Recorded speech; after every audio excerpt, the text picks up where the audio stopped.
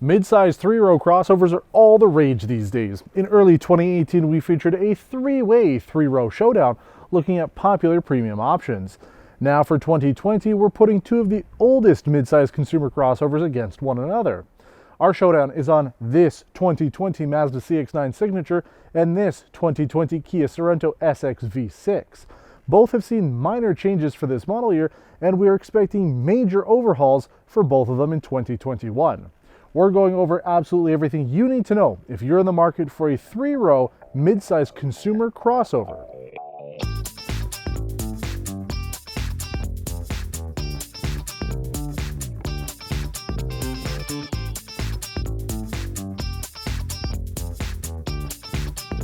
One of the showdowns that we did last year was on the 2019 Mazda 3 and the 2019 Kia Forte. Now we're looking at, again, a Mazda and a Kia, but they're actually both in my driveway. It gives me more time to spend with each one of them. Now let's go over the major differences on the outside and mechanically when it comes to these two vehicles. The 2020 CX-9 Signature. This is finished in snowflake white paint with the deep chestnut Napa leather interior. The paint is $200. The MSRP for this vehicle, as configured, is $51,700 Canadian. This 2020 Sorento SX V6 is finished in imperial blue paint with the black leather interior, $250 for the paint on this one. MSRP as configured, as tested here, $46,595. Between the two of them, we're looking at a $5,105 difference. It's quite a bit of money. You can buy maybe a used E38 7 Series with that change. The Mazda uses a 2.5-liter turbocharged four-cylinder engine, produces 250 horsepower at 5,000 RPM, 320 pound-feet of torque at 2,000 RPM. Those numbers are with using 93 octane.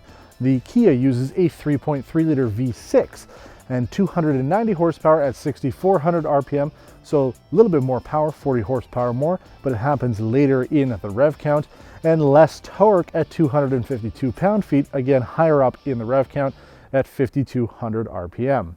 The Mazda has a 6-speed automatic transmission with a towing capability of 3,500 pounds. The Kia uses an 8-speed automatic transmission, and towing is up to 5,000 pounds. So more towing, more gears with the Kia. Both vehicles have adaptive LED headlights, they have LED fog lights, and LED taillights. Both have automatic power folding mirrors.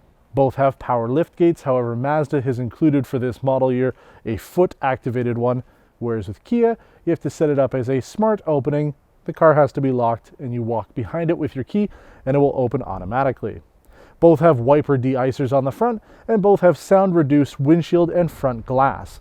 Both use 360-degree cameras with front and rear parking sensors, though the Kia's quality is substantially better, although the Mazda's works a lot like BMW, where if you're pulling into a spot and you come too close, it will automatically activate, whereas the Kia, you have to manually turn it on or it will automatically turn on only in reverse.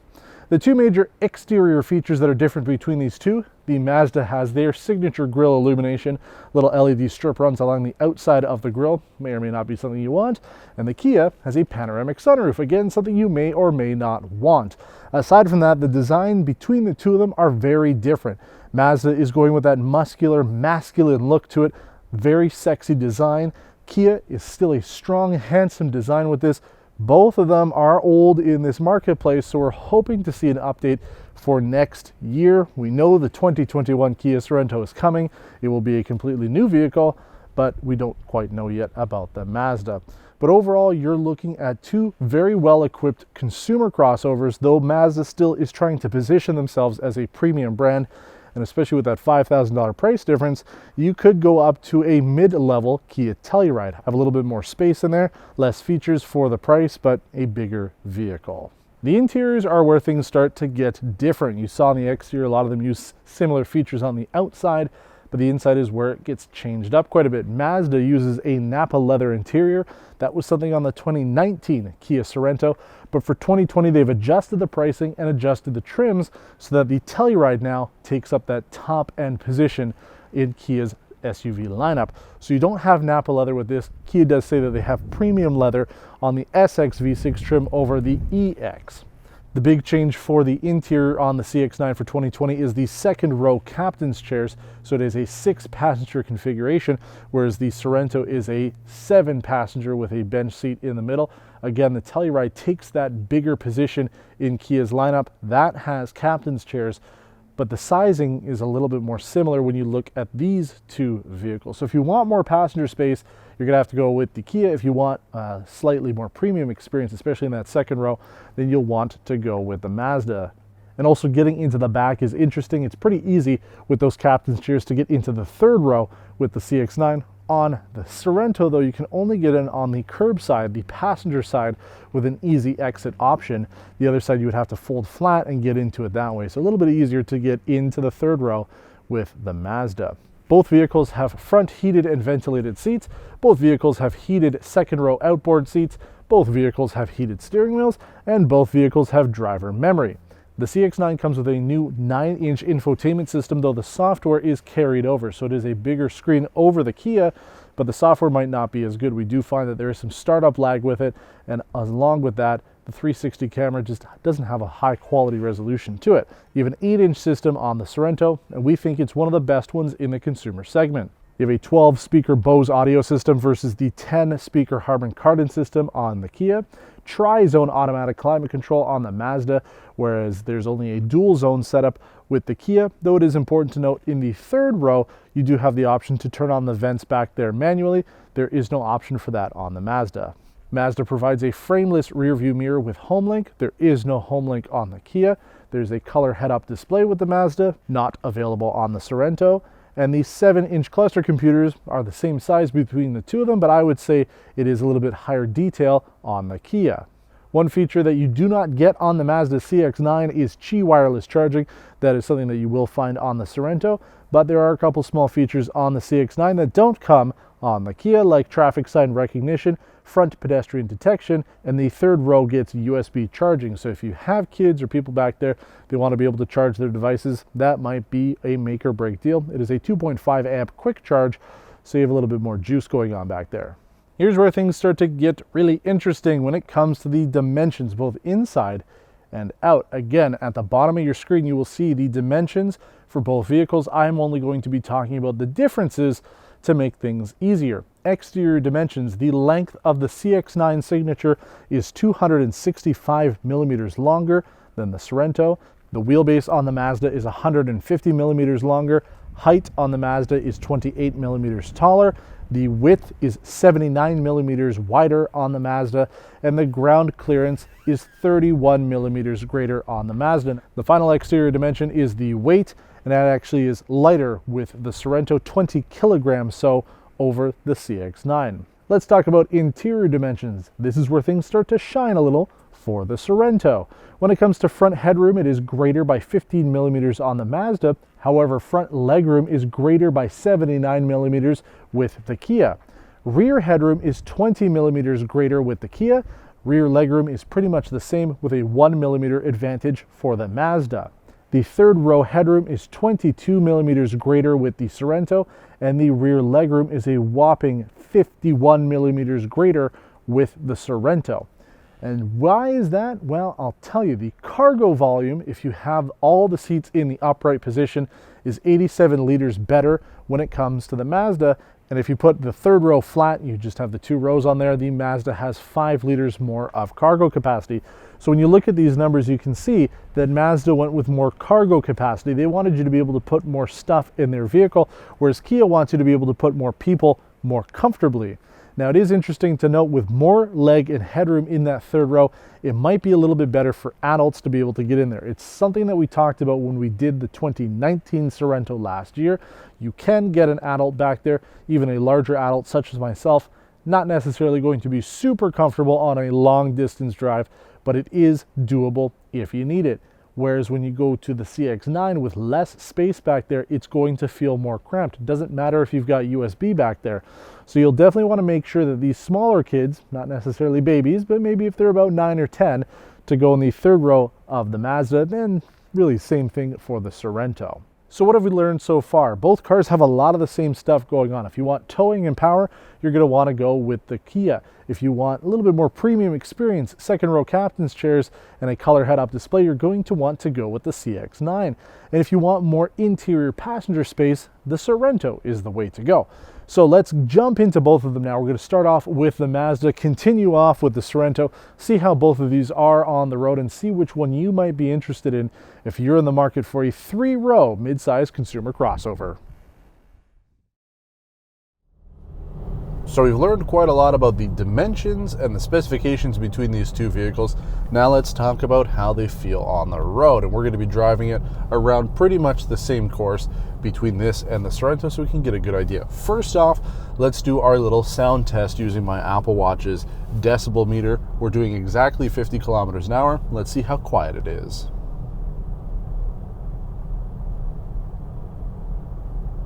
Wow, on these smooth roads here, 52 decibels, very nice. If we bring it speed up to 100 kilometers an hour, things might be a little different because the roads here aren't super great.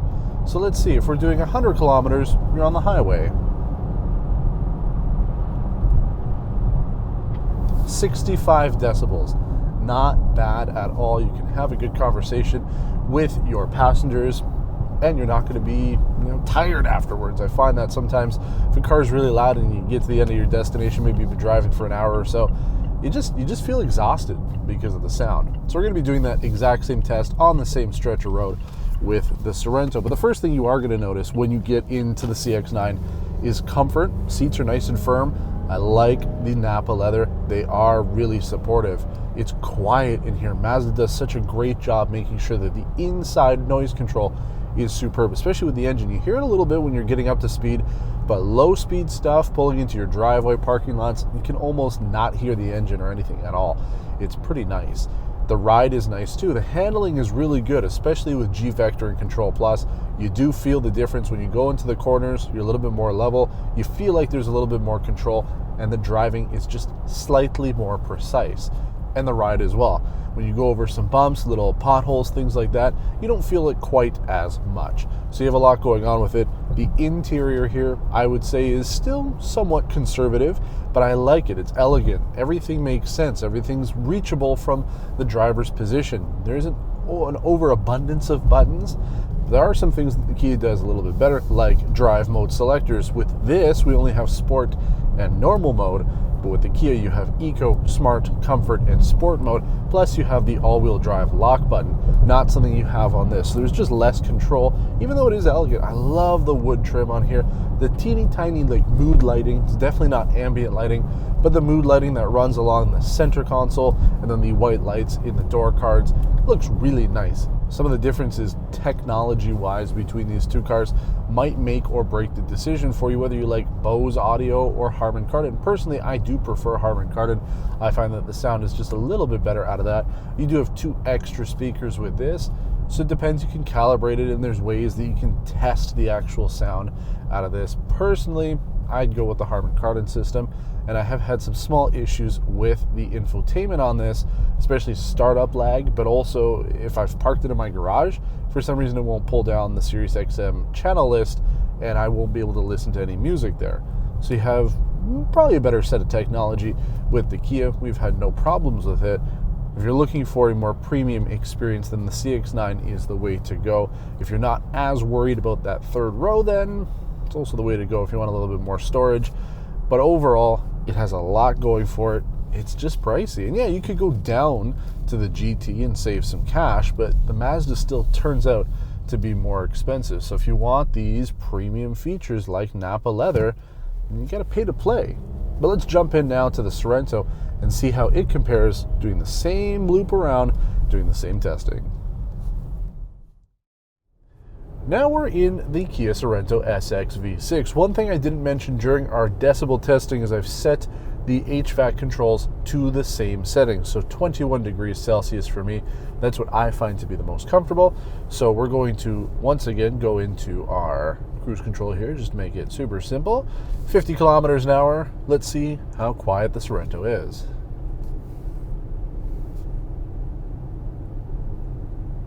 55 decibels. So that's 3 more than what we did in the Mazda. Now let's fire her up, get up to 100. You can hear that engine, one of the benefits of having a V6, I suppose. Same test.